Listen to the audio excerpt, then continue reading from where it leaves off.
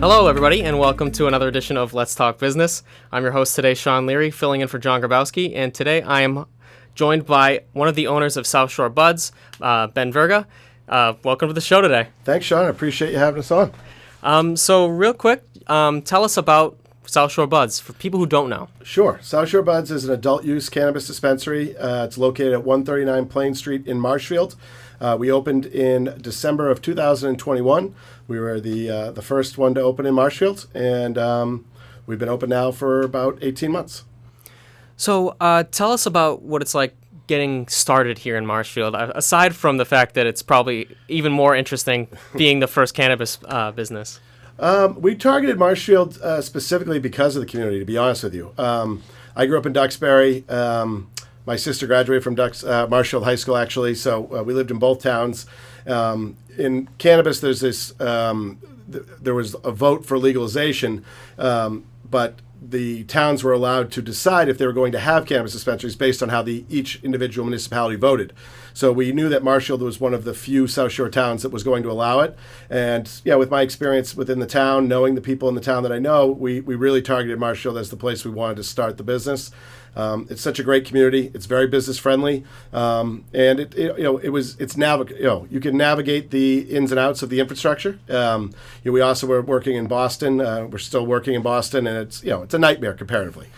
Here, you can go down to town hall. You can have conversations with people, and it's much easier to get answers and to figure out how to navigate the process. So, for us, early on, we identified Marshfield as our number one target, and we're very fortunate that it worked out for us. So how did you get into this sort of industry? Well, cannabis is, I'll be honest, it was mainly because of my two partners. They both had a lot more experience in cannabis. We had talked about getting involved in 2013 when medical was legalized. We decided not to. 2016, there was the vote for adult use. It passed.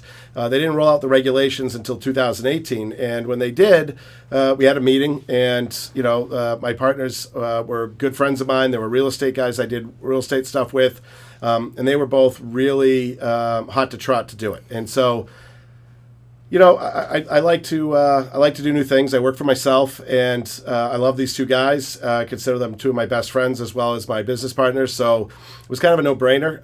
The running joke is if they'd asked me to get involved with squirrels, I'd be talking to you right now about our squirrel business.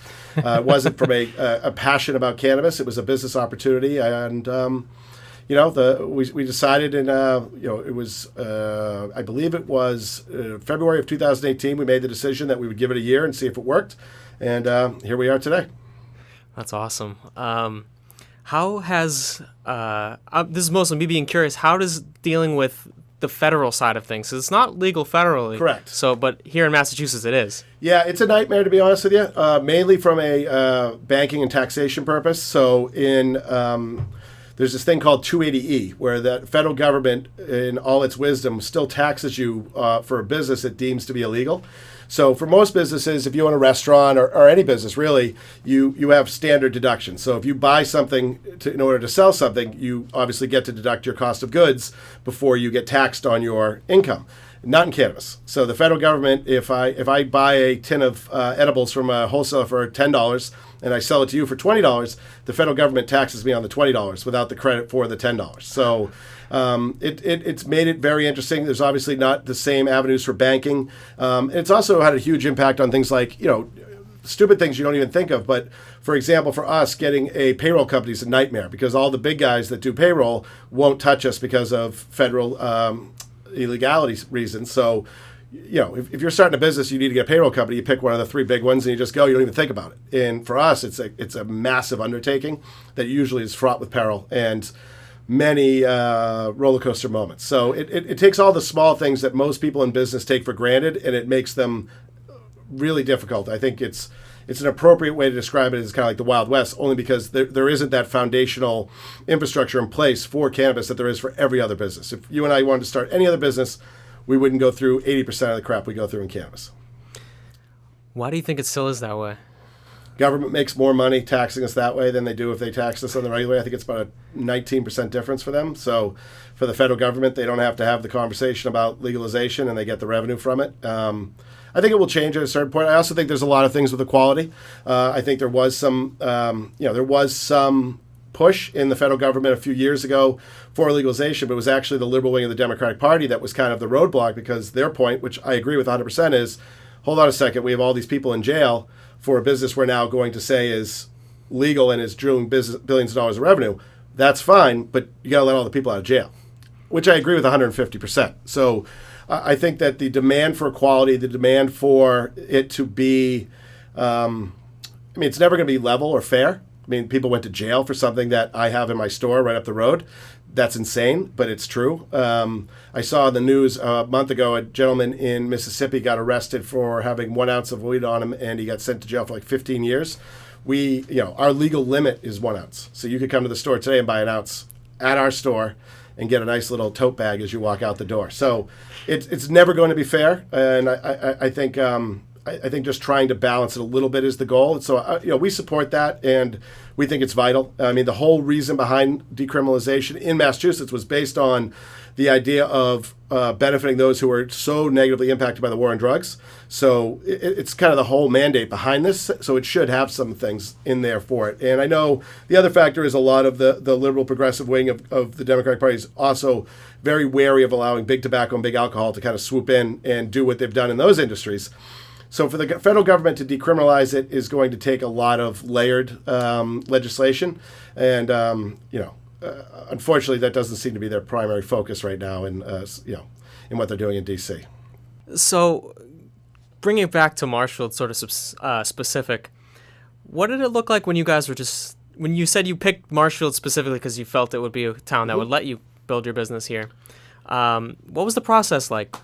So we came in. They'd actually already awarded one host community agreement, and so when we came in, we started the process with the town to get a host community agreement, and the town decided that they were then going to put in they were going to limit it to 2. So we kind of we're pretty far along in the conversations with them, and we'd identified our location. It was within the zoning as prescribed by the town. The town only allows cannabis dispensaries in Industrial Zone 1, which is basically the Marshfield line when you come in from Pembroke down to Roach Brothers area. Industrial Zone 1. Other side of the street's Industrial Zone 2. So it was and Industrial Zone 1 is challenging because it's only limited to it's one business per lot.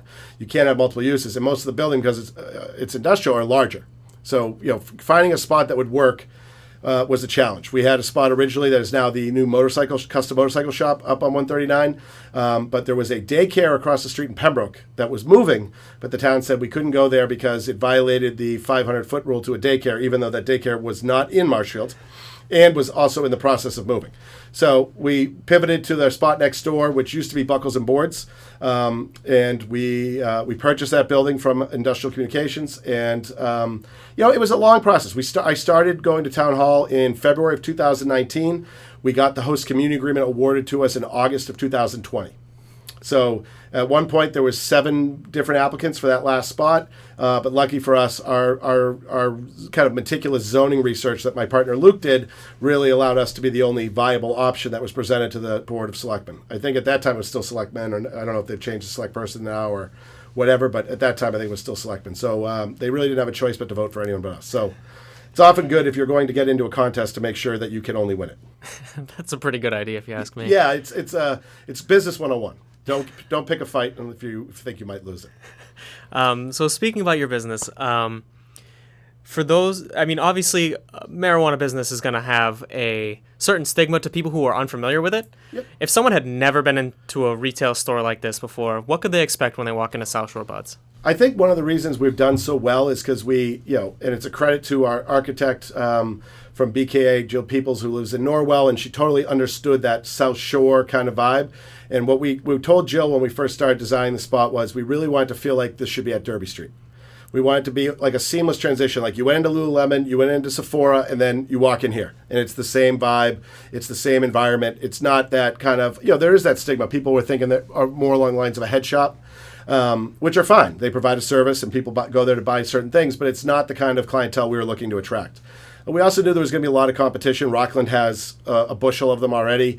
Other towns might open up legalization. Who knows? So we wanted to really kind of create an identity for ourselves that we were a South Shore retail store for adult use cannabis. But, the South Shore retail was really the priority. And I think we did that. And I think when people walk in, the first thing most people say is like, oh, it's so nice. And it feels just like any other store. And that was our goal. And I think that's really helped us. Not only, the best statistic I have for our business is that I think we're down to under 1% of customers that don't come back a second time. So, our goal isn't to try to get 50,000 new customers. Our goal is that, when we have 500 people a day walk in our store, they're coming back the next time they need to stock up. And that's been the case. And I think it's been a business model that's been successful for us. That's wonderful. How have you branded yourself? You're a South Shore business. You really make sure that, you've said many times that you make sure that everybody understands, like, this is a South Shore business. Yep. Community engagement is the main thing. So what we've done is we do a lot of raffles. We did a raffle for the Peter Iger Park down there. We did one for the dog park in Marshfield. We do a different charity. We do Cops for Kids for Cancer is very big in Marshfield. We do that. So we run raffles. We really, what I promised the town when we pitched the idea was two things. One, that we'd install a stoplight at the intersection of School Street, which the town has wanted for 15 years and wasn't able to get. And the good news is that stoplight is just about to be approved by MassDOT and will be in place for next summer. And the second thing was that we would be the best corporate citizen that we could possibly be within the town. We'd be engaged with the town. And I think we've lived up to that in every step of the way. So when people walk in, they know us from the senior center. They know us from the various raffles we're doing, the support we're doing. And, we're involved in everything. The Marshfield Chamber of Commerce has been an unbelievable partner for us in that sense. They have absolutely welcomed us with open arms, and Laura and Laurie do an amazing job. It's an incredible chamber, and they've really included us in everything they do. So all the other businesses kind of see us as a fellow business within town, and that makes a huge difference. It's not like we're the weird weed guys. We're part of the business in town. We hear from people all the time, like, I wish other businesses were as engaged as you are, and that makes us feel good. And we've really focused on having it be that vibe when you walk in the store. We do a really good job with our customer service. We make people feel welcome. And as you said earlier, for a lot of people, when they walk in the store the first time, they haven't experienced cannabis ever or since college, and it's changed drastically. When I'm an old man myself, but when I was in college, you had to smoke it. Those were your choices. You could smoke it, or smoke it. Now there's 17 different ways to consume it, probably 25,000 more that I'm not even thinking of. So we need to educate people. And so I think it's creating an environment where customers can walk in and just say, I don't know anything, but here's what I'm trying to accomplish. And having a staff that could then, no judgment, no, snickering like, oh, you're not one of the cool kids, you're not in the in crowd. Instead, it's like, okay, why are you here? 55% of every product we sell is for sleep. Old people can't sleep. When I say old, I mean me. And we sell a host of different products that help people sleep. My mother just texted me earlier today and was like, I'm going to need more Zonct because I slept 9 hours last night. If you told me 30 years ago that I'd be getting my mother edibles, I would not have believed you. So it's a different world we live in, but I think it's when people realize that it's really truly a plant that is grown that has health and well-being benefits, it truly changes the conversation. It's not for our average, we have customers that are 21 and we have customers in their 80s and everything in between. We have employees that are 21 and we have employees in their 60s and everything in between. So it's for everybody. But it doesn't have to be, we don't cram it down people's throat either. Just like there are people who choose not to drink alcohol, there are people who choose not to use other legal things. For people who want to use it, it's available, and we have a very knowledgeable staff who provides unbelievably good customer service. We're very smart in the sense that we hired smart people, and we just take credit for their work. That's wonderful. That's the most important thing you can do. Can you tell me a little bit about the whether it be the regulations with safety and quality, etc.? Yes. So I will give the Cannabis Control Commission is the governing body in the state that oversees everything, and they really did a great job in that they looked at what happened with the opioid crisis and the opioid industry and what fail-safes they forgot to include, which were numerous, and they made sure that didn't happen. Have they over-regulated it? Absolutely. Our store is 50 times safer than any bank, and we don't have that much cash. People think we have all this cash. We don't, because people use their debit cards for cashless ATM. But we have this unbelievable amount of regulation, and it's a pain, but it's also good. Every inch of the place is caught on camera.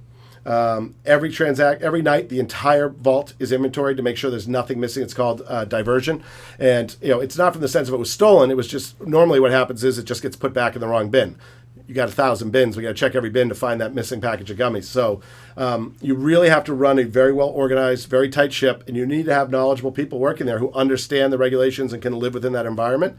But it does make it so that there is no gray area. It's either the regulation or it's not. So in some ways, over-regulation is a pain, but in other ways it makes it easier because the business owner can't get themselves in trouble. You don't get to make decisions about, well, is this all right or is this not all right? Where in most industries you do. Here it's very black and white. So it's challenging, but it's expensive. We have to have every inch on camera. We have to keep the footage for, I think, 30 days in the cloud. You know this from your work in this kind of world. That stuff's expensive. Data storage is very expensive. And it's a challenge, but I think we're very lucky. Our director of compliance and chief of staff is probably the smartest woman on the planet, and she makes sure that everything gets done well. And our director of retail is this guy Matt Davidson, who we were lucky enough to get from a company up in Worcester, and he's amazing. And then our GM and our assistant GM are just so smart and talented, Alex and Circa, that they just we sleep easy at night as owners because we have such a great team of people that understand the regulation and they know how to run a successful business within that framework, which is the challenge. So how do you see over the next year, 2 years, as everything continues to evolve, what happens for South Shore Buds? Well, I think South Shore Buds will continue to grow. We do home delivery out of there as well. It's still relatively unknown within the South Shore. And, we can only deliver to towns that allow a dispensary. So we can only deliver to Kingston, Rockland, Marshfield, Plymouth. We can't go to any of the South Shore towns. That was something we'd love to see changed. But most people don't realize cannabis is still new to them. So the idea of getting it delivered to their house is really foreign. It's much bigger in Boston. We do a lot more deliveries in Boston than we do on the South Shore, but it's slowly picking up steam. I mean, we would average 1 or 2 deliveries a week on the South Shore. Now we're doing a few a day, and it's still it's growing, especially as more people are working from home. It's it's easy. I think Amazon's proven that the delivery business works. So I see that as viable, and there'll be some changes that come along. There'll be credit cards. Right now, people can't use a credit card to make a purchase. As you know, Americans love to put things on credit cards. So, everyone who's coming in is basically coming right out of their account. So I think we'll see a pickup in sales when that happens. And I just think it's what we're doing. Our numbers grow every single month because I think more and more people are realizing this isn't the stereotype of the skateboarder with a bong in his garage.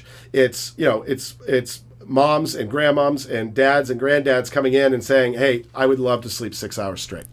How do I do that? I have a ton of pain in my knees and my elbows, and I don't want to take an addictive narcotic. What can I do? What kind of topicals do you have? What kind of creams, ointments, or consumables do you have that will help me with that? And we're seeing that spike increasingly every single month. So I think we'll continue to grow. Our goal was to, we built a store that could handle about 1,000 customers a day. We're averaging right now about 60% of that, and we'd like to see that, we keep getting closer and closer to that 1,000 mark. And, our goal is to kind of our next step is that we're going to be opening our second dispensary in Boston. Our transition from South Shore Buds to the South End Buds. And, we want to take that same kind of model and bring it to Boston. But again, a Boston-based dispensary for that specific neighborhood. We feel like that is the key to success, is to really focus on the area you're in. And again, it's all about location. It's number one rule in real estate: it's location, location, location. Same thing with dispensaries. There are so many in the state now that you really have to have a location that you're part of people's day-to-day lives. I always joke that GPS dispensaries don't work, meaning you have to put it in your GPS to find it. People aren't going to come. They need to. The reason we picked Marshfield in that 139 corridor is people are driving by it every day. Just like a liquor store, just like the grocery store, you need 25 to 30% of your customers to be the pop-in people. They're like, oh wait, that's right. Oh good, I'm just going to pull in here. So I think we'll continue to grow, and we're one of the lucky cannabis dispensaries where the number at the bottom of the spreadsheet's got black ink and not red ink, and with the federal regulations, there aren't many of those. So we're thrilled with how it started, and 18 months in, I think we're in a great position. That's wonderful. Yeah, could be worse for sure. If you had to go back in time and you were starting all this process over again, was there anything you'd do differently? Oh, so many different things. Not in regards to Marshfield. I think more just in the business in general. I think it would be focusing on the retail side of things. We were involved in all the cultivation, the manufacturing, and that got very saturated very fast. I think it would be trying not to do everything and really sticking with that. The consistent in the industry right now is customer-facing, retail-related sales, and sticking with that because you can also get really talented people. It's one of the few things that translates from one industry to the next. So I think narrowing our focus and not not relying on time as much as we did, thinking, oh, we've got time, we'll make a decision. Like, I think we wasted a lot of time in the first few years that we'd like to have back. But in specific to Marshfield itself, I don't have any of those time machine moments, thankfully. Where do you see the industry 10 years from now as a whole? I think that's the billion-dollar question that nobody knows the answer. Some people will tell you that it's going to be products grown in California sold in Massachusetts. I don't agree with that because I don't know how Massachusetts gets their tax revenue in that event, and I can't see them giving up that tax revenue. A lot of people talk about it being a few big multi-state operators, kind of like alcohol or tobacco, that kind of dominate the market. And I think it's going to be some hybrid of that. I think you'll have both your big guys and your small guys. I think that I don't see it crossing state lines anytime soon, and just because the regulatory environment is so different. In California, when you do things like vape cartridges and whatnot, everything has to get tested. I think the parts per million testing in California is like 50, and in Massachusetts it's like over 1,000. So how do you blend that? How do you take a product that was 50 parts per million in California that to be in the regulatory environment in Massachusetts? It's not possible. It's not possible for the manufacturer to make money to meet those different standards. So I think you're going to see in-state products sold, and I think you're going to see the companies be a mixture of both, the big players and the small mom and pop shops. Just because I think there's enough kind of niche aspects of cannabis that you'll see, the big guys aren't going to do everything. But I think there's a lot of people betting on that right now, and it'll be interesting to see how it plays out. Well, there's certainly a lot of money to be made. Well, theoretically, everyone thinks you get into cannabis, you're going to get rich. Right now, it's it should be a north of 20% margin business. Right now, it's about a 3% margin business. Okay. Yeah. So we're trailing behind a lot of the restaurants, but and again, it's an easy fix. It's just going to depend on when that fix comes. And in the meantime, I think we're trying to learn every day and trying to make sure that we do the best job we possibly can. Can you kind of speak to the misconceptions people might have about it, like being a very profitable business? I think that there's most of the misconceptions people have, though. I think is really like you were talking about earlier, tied with the product. Yeah. And for me, the frustrating part is the disconnect between the alcohol consumption and the cannabis consumption.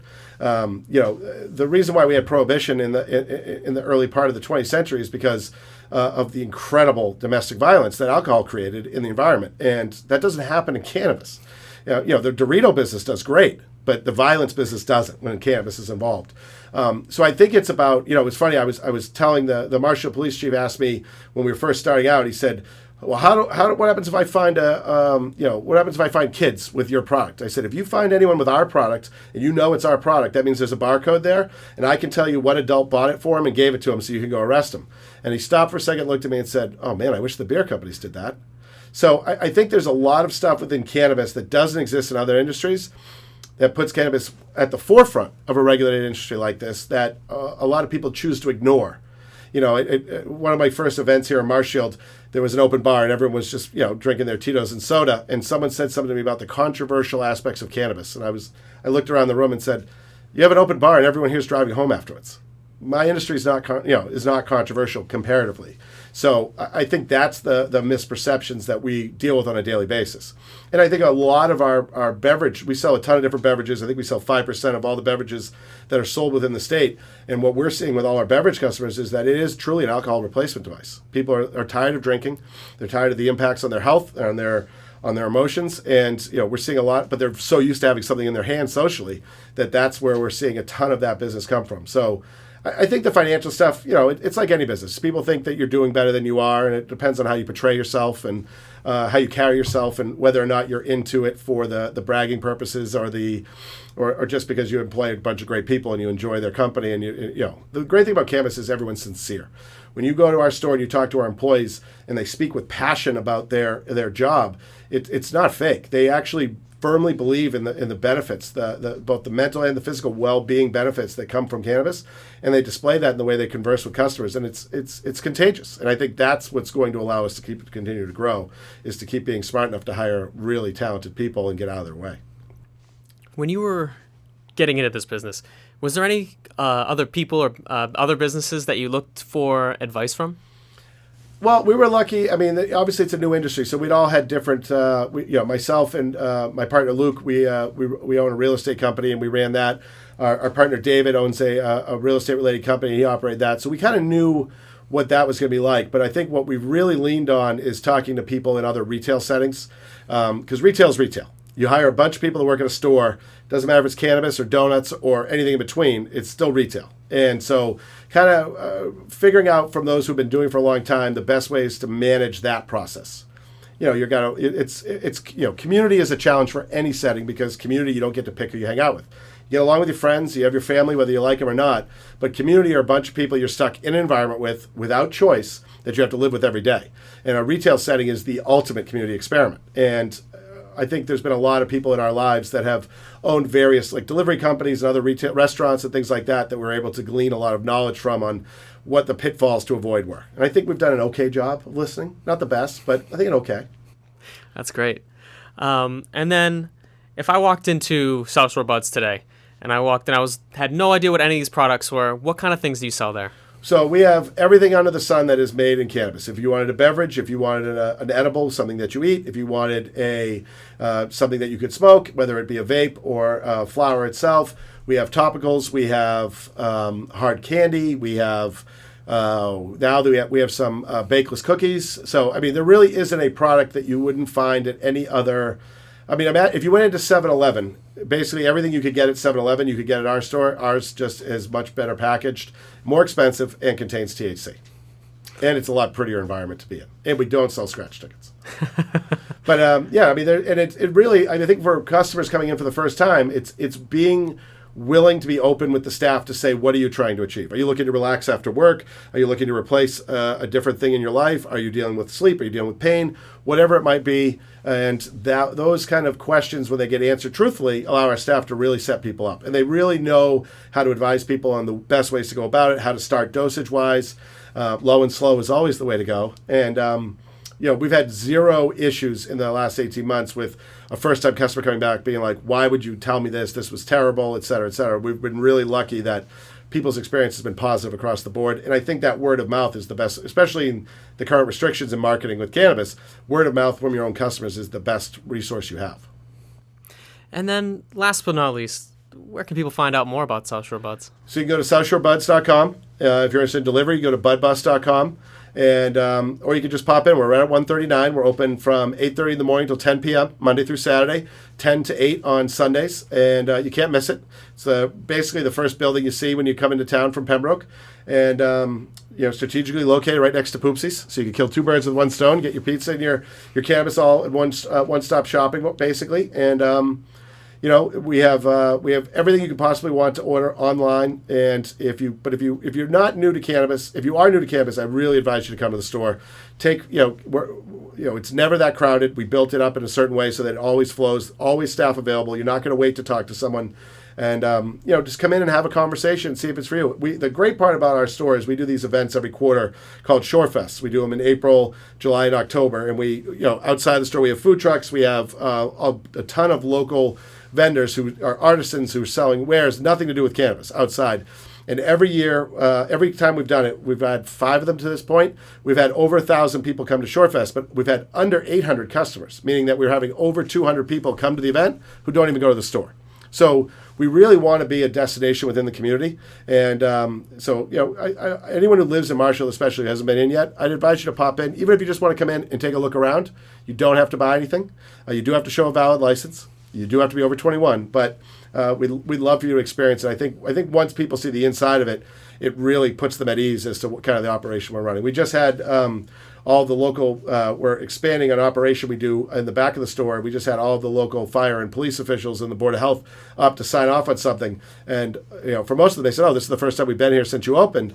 So we gave everyone the tour, and they were all just kind of blown away, like, oh, this is, no wonder we haven't got any calls about this. This is just like any other store, except it's nicer. And that's what we go for. When we hear this is just like any other store but nicer, we feel like we've really knocked it out of the park.